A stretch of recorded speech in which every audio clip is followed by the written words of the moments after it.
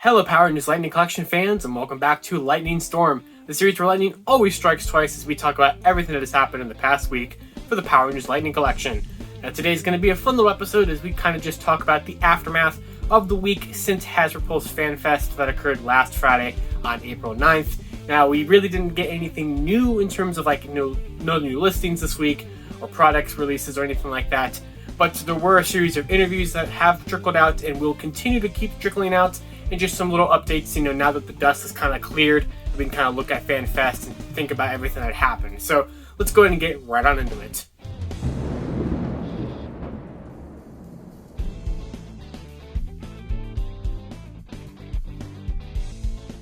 Alright, so as we get started here, first of all, I guess the only thing that really happened this week, besides that shelf getting smaller with figures on it, it's going to be for a future video, and my haircut, is we did get some updates in regards to some of the stuff from Pulse Fan Fest in terms of the reveals. So we're not really going to retread everything from Fan Fest in terms of the reveals again. I don't really think you guys need to go through it all over again. But there was an update in relation to the metallic armors. So it was kind of implied, pretty much confirmed during the panel, that all four of the brand new metallics, yellow, black, blue, and red, were going to be Hasbro Pulse exclusives. If you'd like to get them there, I know they're available on the US and the UK Hasbro Pulse, but that's pretty much going to be your best bet on getting them. I know some international stores like Justin Hunt's in Asia have been able to get the metallic armors on pre-order, but then again, they've been able to get Pulse exclusives in the past before, as we all remember from last year when they got the putties and stuff early, and that was a Pulse exclusive, so that's not too surprising there, but that's all we really have on updates in regards to the metallics. But there was something interesting about an Instagram post that they made on the official Power Rangers Instagram page that talked about the metallics. So looking at this post here, and I quote, they said that they grabbed our glitter and made the rest of the team minus Tommy, but he's Tommy, so it will happen eventually. So it was interesting that they actually did poke fun at the fact that they did not announce a metallic armored White Ranger figure at Fan Fest. They did kind of imply that they had finished the whole team, but they didn't. We still need a metallic White Ranger of theirs somehow. Now, the 5 Rangers will complete the Zeo Crystal collection. They are coming with their corresponding colors and not necessarily who actually had a Zeo Crystal. For example, Billy is coming with the Blue Ranger Zeo Crystal, which should be Rocky's, but since he's blue, he's coming with blue, and then Rocky's coming with Tommy's Red Ranger Zeo Crystal. So we're still going to get all 5 Zeo Crystals with the metallics. I'm glad that they kept that up. It's one of the interesting things that they did came up in terms of consistency with these. Inconsistencies with the packaging, unfortunately. The 4 brand new metallics are shown with the heads off to the side with their helmets on in the packaging as per typical Lightning Collection, while Pink was the opposite. Pink was one of 2 Ranger figures so far in the Lightning Collection that was packaged with the civilian head on. That definitely bothers me. If you're an in-box collector, I could totally see how that would be bothersome to that, especially if you keep them in box. Now granted, these could just be the early promo shots. They could potentially change it for the final release. We did see this actually happen back all the way in Wave 1 when Tyler, Dino Charge Red, the original picture of him showed him with the civilian head on and the helmet off to the side, which obviously we know is not how the official final product happened. So perhaps could be what's happening here with the metallics. I would bet that they're just probably going to not be consistent with Pink on this one, unfortunately. But I guess we will have to wait and see when they do come out this fall.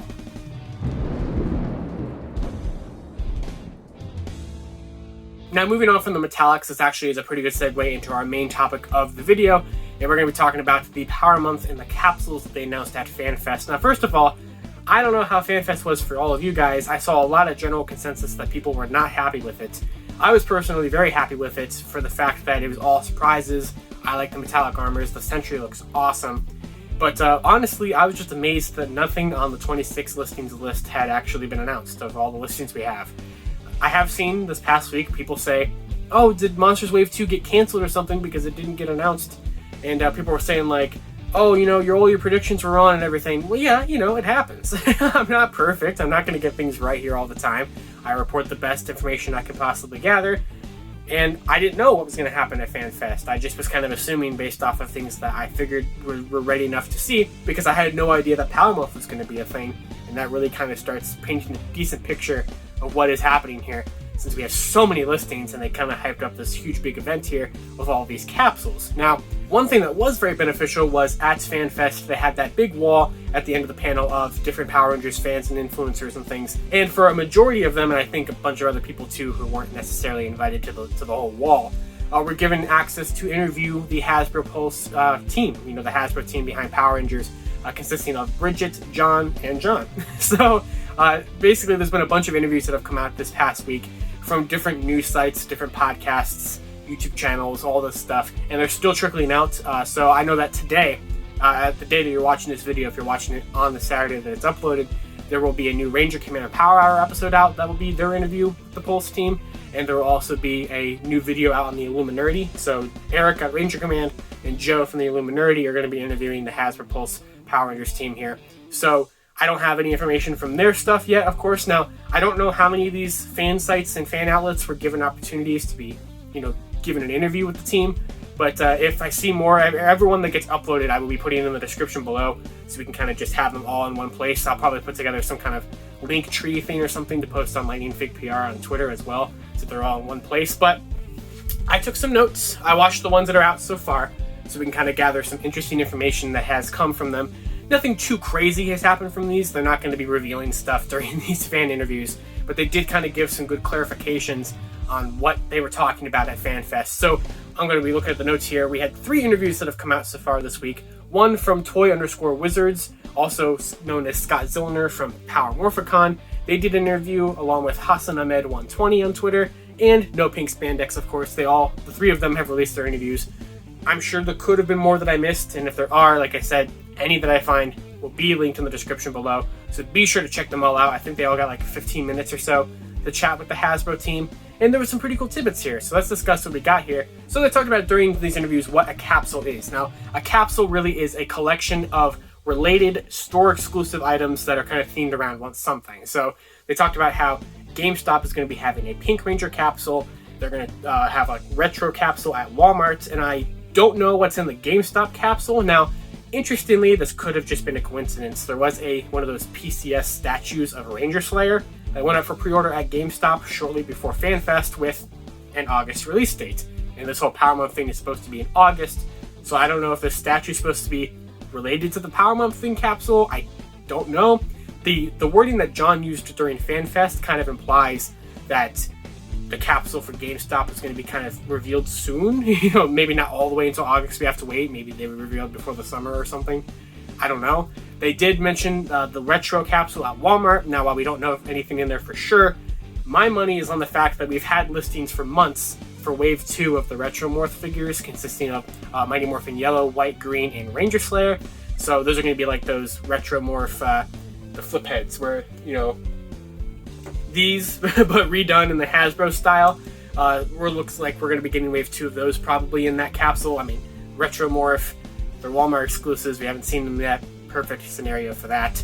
Now, they did confirm during these interviews that the metallic armors for Hasbro Pulse not only are exclusive there, but are also the capsule for Hasbro Pulse. So these are supposed to be the Power Month capsule, which is interesting because on Hasbro Pulse they're listed to come out in November, and in the press release they're listed as coming out in October, while Power Month is supposed to be this whole thing in August. So I don't know if everything actually has to come out in August.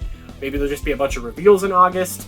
I don't really know. It's still kind of unclear about all of that, especially if we're going to see maybe the GameStop capsule before August. I don't really know. But I guess kind of the centerpiece is August. So as long as it's close enough to August, I'm sure it will kind of count in the whole celebration thing. Which does make sense because they said that not just August of Power Month, but the whole fall is going to be full of products that they're really hyped about and everything, which makes sense. We have so many listings that are clearly not going to be seeing the light of day anytime within the next 1 or 2 or 3 months. So of course, once we get to the fall and everything, Hasbro has a very good track record so far. They've now done it 3 years in a row. I mean, the first year they had to do it contractually, but in 2020 and obviously already in 2021, they really don't release anything really for the Lightning Collection in the first half of the year, besides the March wave. So, we had last year, we had Wave 4 around March. This year we had Wave 8 around March. And so then there's usually nothing again until June or July, which is going to be what we're going to be getting here again, unless something shows up randomly in May. That seems to be the case. So they really they really lighten it for the first half, and then they just go nuts in the back half of the year. So you're definitely going to want to be saving your money for the fall, especially with all the listings that we have. Now, they did kind of talk about like the comics and the century that they were announcing, the Tyrannosaurus, and it was asked by numerous of the different fan outlets, so shout out to you guys for asking it, about the skull civilian head. People were hoping that a skull civilian head would be included with the Tyrannosaurus century, since he is a Tyrannosaurus century in the comics. And they basically said that while, you know, it wasn't like it was never on the table, they wanted this initial release of the century to be an army builder candidate, so they didn't want it to have like a bunch of random skull heads you just have all over the place, which I understand, that makes perfect sense, but they have released an army builder with a figure that wouldn't be army built before with the Fighting Spirit Green Putty 2-pack, so, but then again, that was such a long time ago that it wasn't even the current team who made that, so it makes sense that, you know, we can't necessarily compare current Lightning Collection things with things from 2 years ago. They're like literally made by two completely different teams.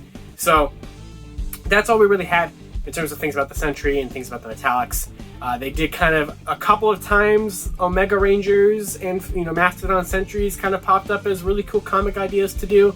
Unfortunately, while of course that was just playful talk and banter with the cast, or, you know, with the team and the interviewees, people are going to take that as, oh my god, Omegas are coming, which maybe they are, but there was no confirmation that it was actually happening, just that, hey, those are some cool things from the comics. And of course, they've got to do Omegas eventually, I would imagine. John Warden even said that they're looking to be completionists with the Lightning Collection someday, right? So, and hey, I'm right there with you. I would love to see the Lightning Collection become completionist someday, so who knows? I mean, I don't know if this line will last that long. I certainly hope that it can.